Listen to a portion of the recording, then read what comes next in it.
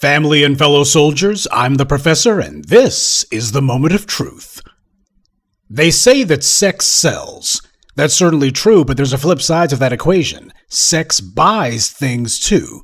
For the person who's selling the sex, that is. Why, if you're just willing to get out there and wiggle your butt, assuming you keep yourself in reasonable shape, there just might be some people willing to pay you for that. That's what the smart harlot does, but there is a lower class of harlot who, as far as they're concerned, if their antics will simply buy them some attention, even without money, they'll go along with that. Tell me something.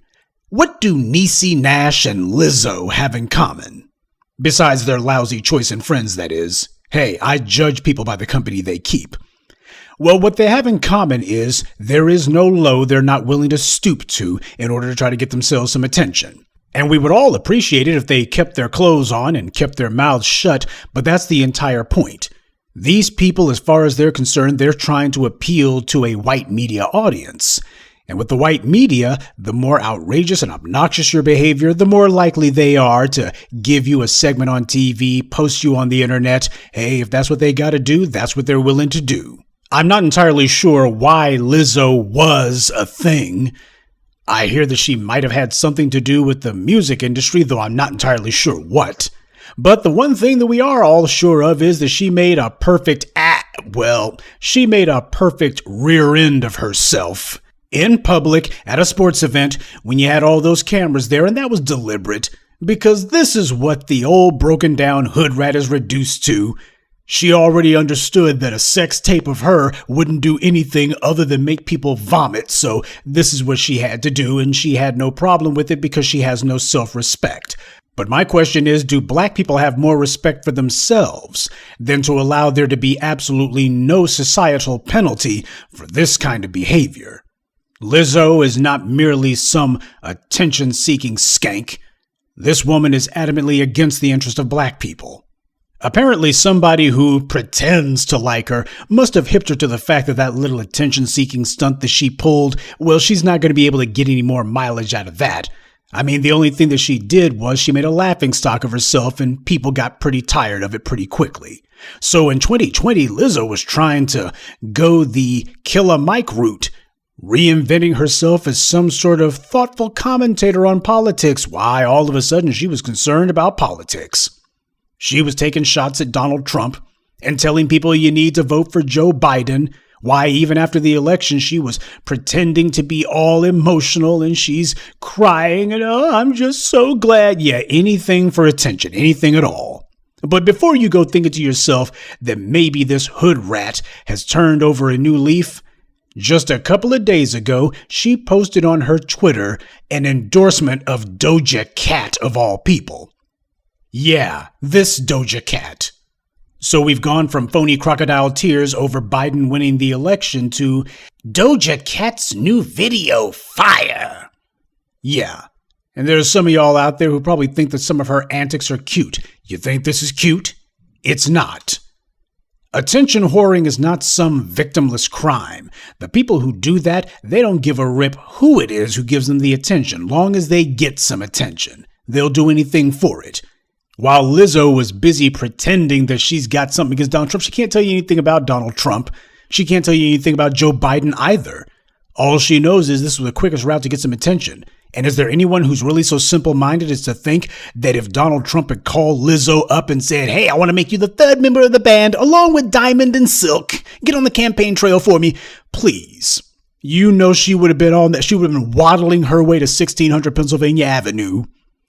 Oh yeah, as far as she's concerned, her butter biscuits, she would like them with some Aunt Jemima syrup, thank you very much.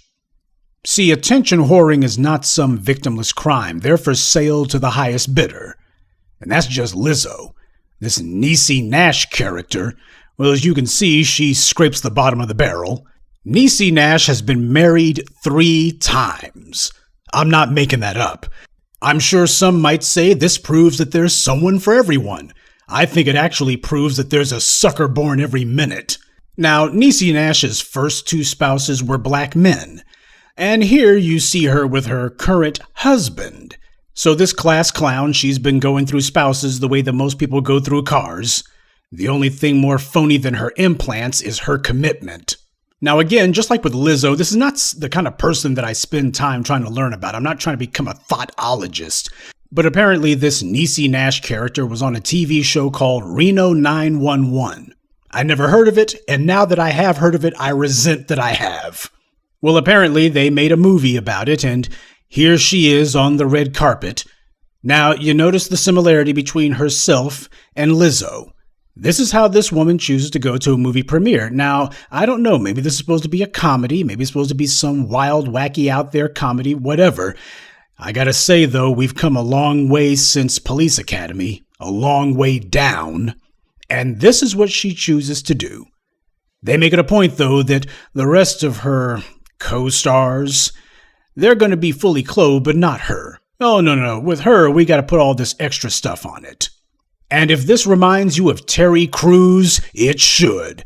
I just want to make the point to you that this epidemic of ratchet behavior isn't just limited to women. You have a lot of these males out here who are just as desperate to get someone to notice their existence as these ratchet females are. I just told you a couple of days ago about Lil Nas X, who apparently thinks that he'll be the thought to rule them all. Make no mistake, thought behavior has gone co-ed. And not only has this degeneracy not slowed down, but in the era of Instagram and TikTok, it seems that every skank, chickenhead, model actress wannabe, and loser with no talent but a pathetic need to be noticed is trying to make a sex tape. And if that fails, then they'll just set up an OnlyFans. Too much of what we do now revolves around the lowest common denominator of our group, and we've allowed the white media and their bootlicks to give us some empty slogans and rhetoric to try to sanitize this perversion. Exploring their sexuality is the one that we hear most. Healthy sexual appetite is another. Well, that's sprinkling sugar on crap. And we need to be smarter than to allow the white media to bring us flowery rhetoric to try to dress up what is just open degeneracy. And this is not about being some modern-day Puritans or being prudish at all. What this is about is us being adults, mature adults who are actually interested in adult things. And we understand that where the white media is concerned, this isn't something to play with. They make it where the Lizzos and the Niecy Nashes and the rest of the attention whores, they're supposed to be avatars for all of us. The white media has used their monopoly to manufacture a false image of the black community. And that image precedes us into the room. It gets there long before you do. This is not something that we can afford to simply ignore. It's not going to go away on its own. It's not as if it has a little bout of idiocy and then it evaporates. We're having this put out here like an assembly line. The only skill these clowns have is acting asinine, and the white media makes it clear that after they're through with the last moron, the next one shows up, they'll get a couple of crumbs, and then the next one, and so on and so forth. This is not just something that's sprouting out of the ground. This is something being made to happen. It's being cultivated and pushed on us.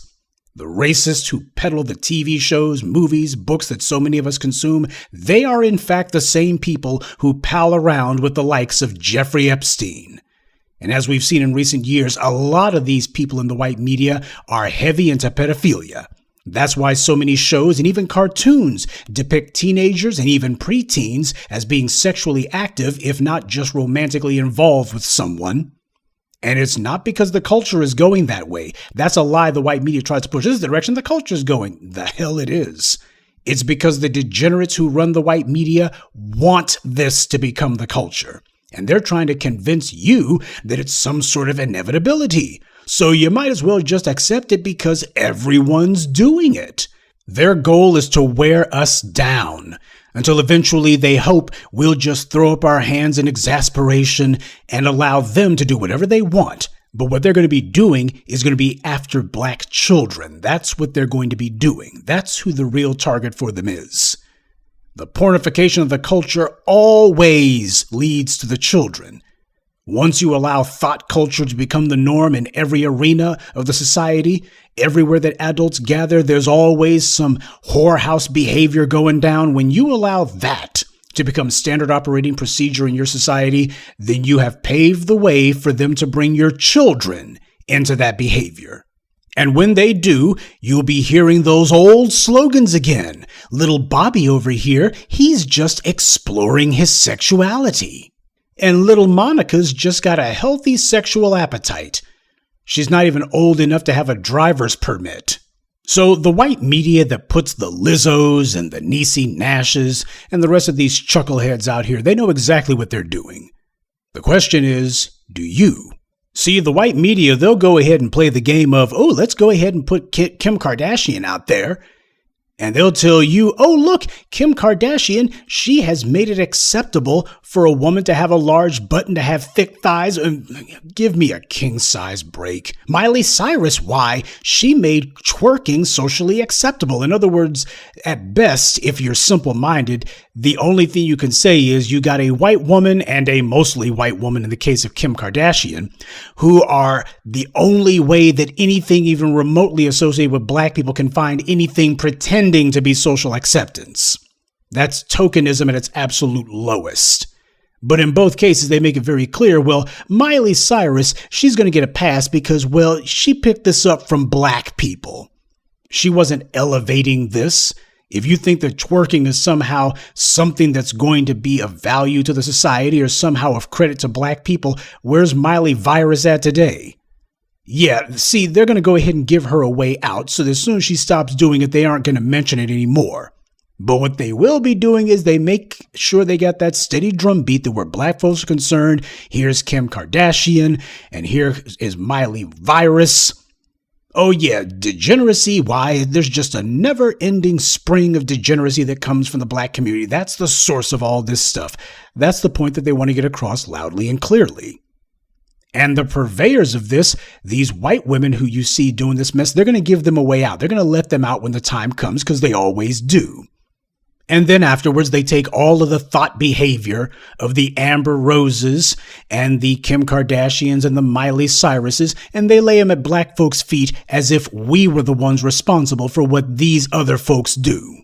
The images that we create say a lot about us, but the images that we tolerate, they say a lot about us too. You could never go to a Muslim country and have someone attempting to put some Niecy Nash nonsense out there. They wouldn't have it.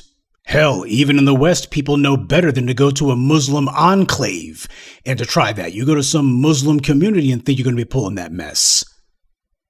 It is way past time that we made it clear that we have a hell of a lot more dignity and a hell of a lot more pride in ourselves than to allow the Lizzos and the Niecy Nashes and the little Nas X's and any of these other Thots of either the male, female, or any other variety to call themselves trying to pretend as if they stand for us. Little Nas X does not represent our culture.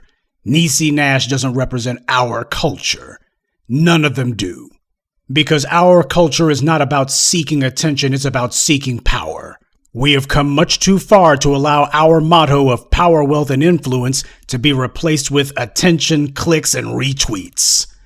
Those are not our values, and the white media doesn't get to dictate them to us. They don't get to have some black stalking horse who comes among us and says, it's okay because I'm doing it. You got a clown like Lizzo who gets out there and pulls her stunt and then defies the black community to do anything about it. Yeah, that's because she knows who's actually backing her up. She knows who her real audience is.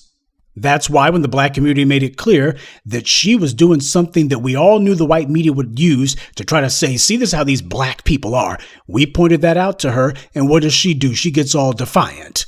And then, as she just got through showing a few days ago, yeah, she's on team white supremacy and always has been. I mean, after all, her pal Doja Cat, she didn't do nothing wrong, right?